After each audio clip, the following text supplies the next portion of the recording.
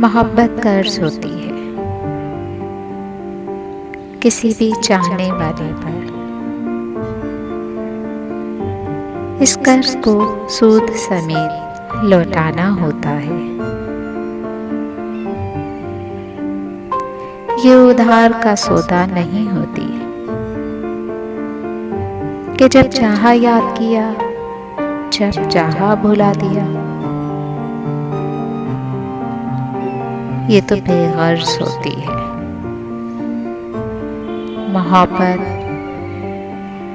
फर्ज होती है हर चाहे जाने वाले पर।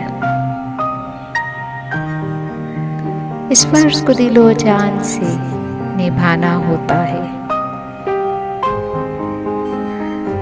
इसमें कोताही नहीं होती। ये तोहफे अर्श होती है किसी की बेपनाह चाहत हम पे कर्ज होती है। मोहब्बत कर्ज होती है।